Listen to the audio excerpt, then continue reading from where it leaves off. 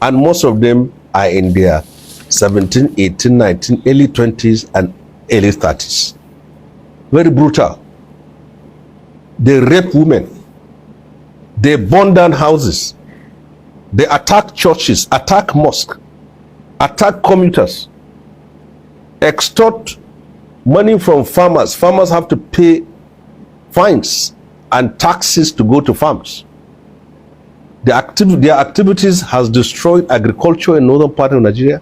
Their activities have destroyed cattle rearing in northern Nigeria. Their activities has destroyed education in northern Nigeria. Many schools are closed. You have a duty, a responsibility as educated Fulanis, of which we are, to reach out to your people that crime does not pay. 10 to 15 years on banditry has not produced one billionaire among the bandits. It has destroyed the life of Fulani. It has even destroyed the image and reputation of Fulani people. Because every Fulani that is seen now is being seen to be a bandit. They are Fulani doctors. They are Fulani lawyers. They are Fulani engineers. They are Fulani architects. They are Fulani professors all over Nigeria. They are Fulani businessmen. But criminality of these bandits that are mostly Fulani has destroyed the name, the image, the reputation of every Fulani man. How does that help us? How? Don't take lightly your mission. Your mission is very important. It's important for the peace, for the unity, for the progress and security of Nigeria. Northern part of Nigeria used to be one of the most peaceful parts of this country here. But you know what? If you see your face now, someone will think you're a bandit. Looking at you now, someone will think you're a bandit. Just because your ethnic group are involved in it. So I will use this opportunity to assure you of my own full support. You should go to every nook and cranny, meet your people, tell them that we don't want banditry in northern Nigeria. We don't want kidnapping in northern Nigeria. We don't want their activities that has been destroying our image, our reputation as the people in northern Nigeria.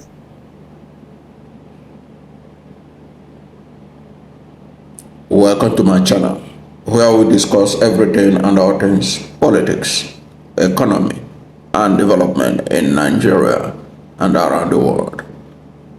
That was Senator Shehu Sani, the former senator that represented Kaduna Central in the National Assembly, speaking to a group of young Fulani men and women who perhaps has given themselves the responsibility of reorientating the Fulani young men and women, young men who had been largely blamed for much of the banditry in northern Nigeria and even across the country. Here you listen to Shehu Sani narrating how the Fulani banditry, the banditry in the north, that is largely led by Fulanis, that has destroyed a lot of things in northern Nigeria. And he talks about the brutality of their actions. And he noted that one of the things to note about this band of young men who go about destroying churches, mosques, raping women, and all that was that they are young and uneducated. So Shehu Sani was talking to this group of educated young Fulanis who perhaps paid him a courtesy call about the state of the Fulani race, especially on the issue of security in northern Nigeria and Nigeria in general. You hear stories about their activities from their victims, from the newspaper reports, from even international ranking. We are in terrorism index, the Fulani bandits or the herdsmen who get into banditry are regarded as the fourth most dangerous terrorist groups in the world. So he was talking about how their activities, the brutality of their attacks have destroyed communities in northern Nigeria. They go about, they rape women, they burn down communities, they have destroyed farming activities in northern Nigeria. And you and I know that northern Nigeria is the food basket of the nation. If you look at most of the grains that are eaten in Nigeria, they come from northern Nigeria. We talk about rice, we talk about beans, we talk about so many other agricultural produce, onions, tomatoes, what have you. These farming activities have been destroyed by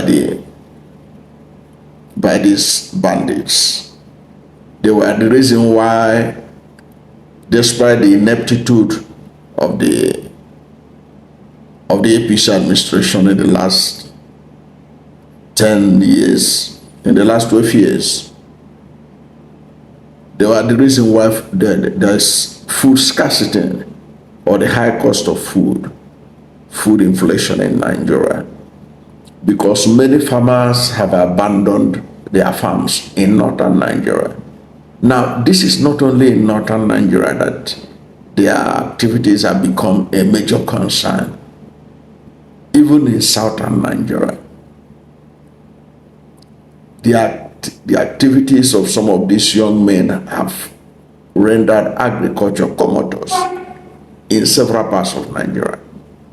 But it is much more biting in northern Nigeria. And that was what Senator Shehu Sani was describing to them, what these bandits, what their actions have caused the northern region or northern Nigeria. They don't allow farmers to go to farm without authorization. You heard him say it. They collect taxes from farmers if you must farm. They even dictate when you can harvest, and you must pay for harvesting, or your farm will be destroyed or burnt down.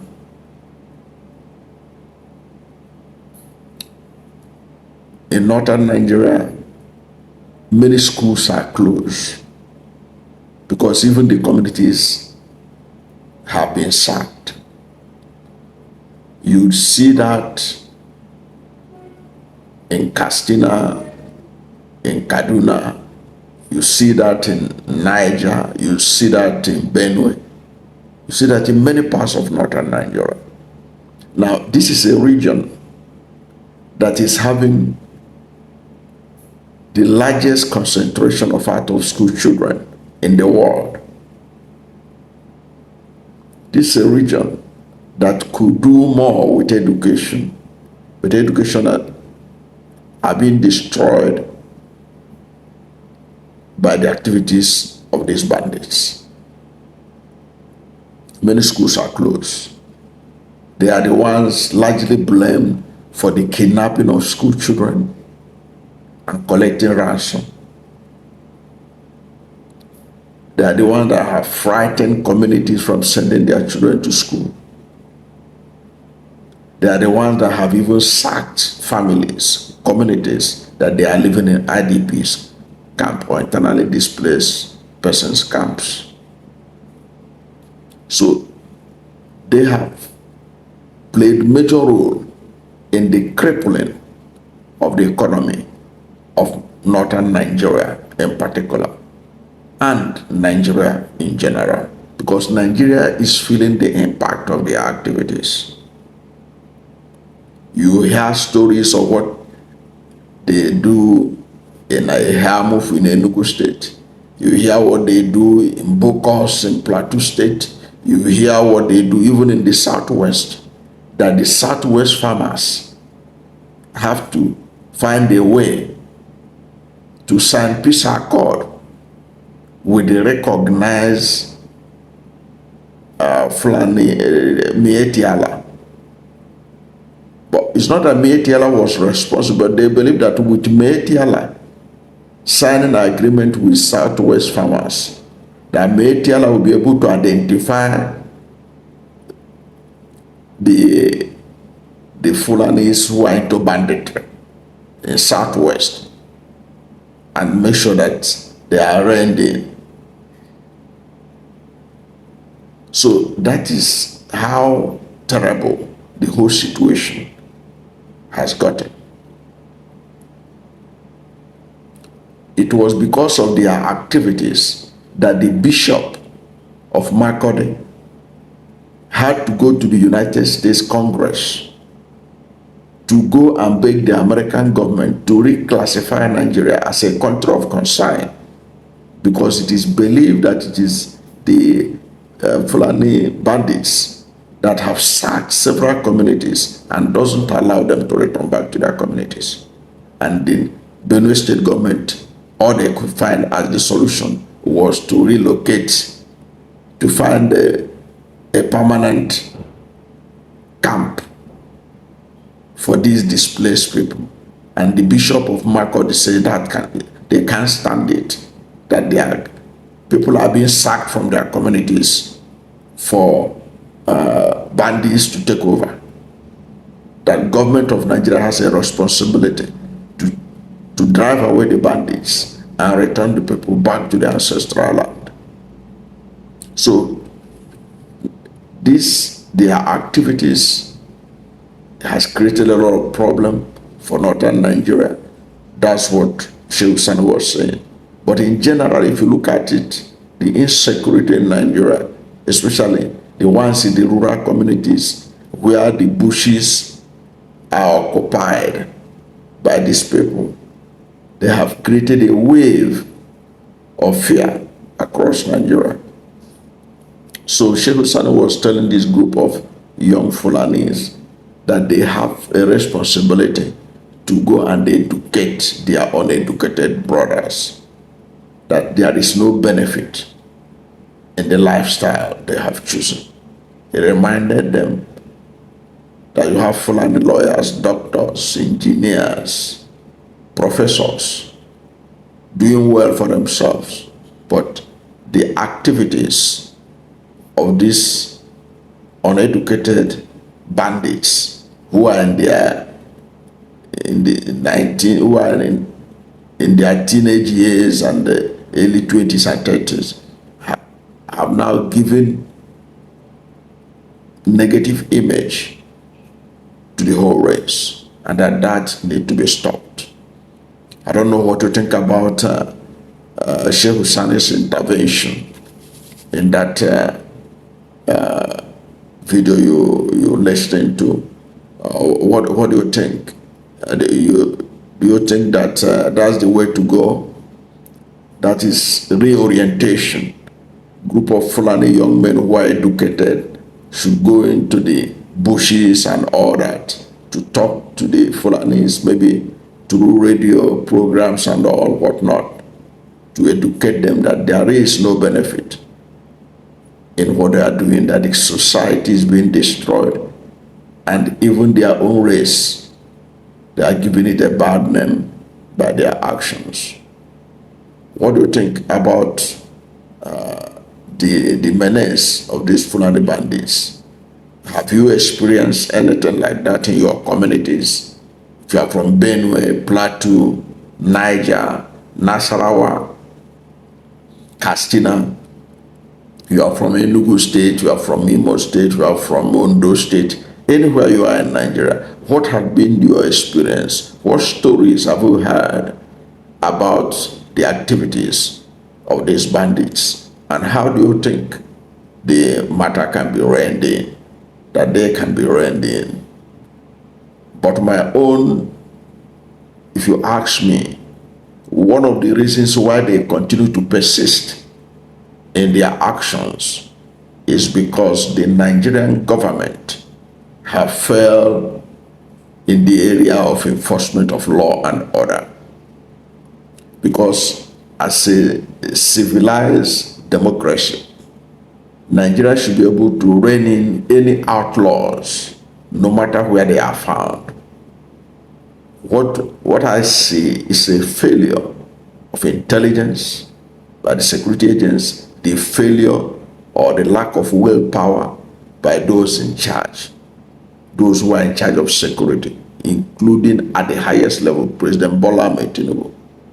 If you remember, when the Mediala signed peace accord with Southwest farmers ahead of last year's farming season, the daughter of President Bola Ahmed Tinubu was a witness to that peace accord. It means that that was an indication that the federal government had given up, that they cannot rein in these herdsmen, these bandits. Because if you can rein them in, where do you need Metiala to sign peace accord with Yoruba or Southwest farmers? So it's failure of government of Nigeria to rein in. It's also failure of government at the center to support the states that have already made anti-open grazing law, like Benue State and several other states, so that those laws are enforced. Despite the fact that Benue State has anti-open grazing law, you see that these people operate in Benue State with impunity, indicating that they are above the law. But whose responsibility is it to enforce the law? It is the federal government of Nigeria that control all the arms of enforcement in Nigeria. So while Shehu Sani's admonition is important, the greatest responsibility is on the President and Commander-in-Chief of the Armed Forces of Nigeria, who has failed to rein them in. It didn't start from Tinubu. Right from Buhari, we witnessed this problem, lack of enforcement of the law. Because all over civilized society, government's responsibility is to enforce the law. But in Nigeria, government only enforce the law when it favors them because of political gains. But when it matters to the ordinary man on the street, to the farmer who live in Damatu, to the farmer who live in Abeokuta, to the farmer who farm in Calabar or Ikorekbeni, it doesn't mean anything to them. What he passes through is his business. Ensuring law and order in all the territories of Nigeria is not their business. But let them hear that somebody, opposition people, want to meet to chart a way forward for Nigeria. Those kind of intelligence, they will get it faster and they will act faster. So it's basically lack of political will. That is why the Fulani Banditry has continued to persist in Nigeria for so long. So while what Shehu Sani is encouraging those Fulani young men to do is right, so that they can tackle it from the root, the failure of law enforcement by the federal government of Nigeria is at the center of what we are witnessing in northern Nigeria and in Nigeria in general. Thank you for watching this video, and if you are new to my channel, you have not yet subscribed to my channel, please subscribe to my channel. Hit the subscription button, hit the notification bell. When you subscribe to my channel and hit the notification bell, anytime I have a new video, you'll be among the first to know. God bless you.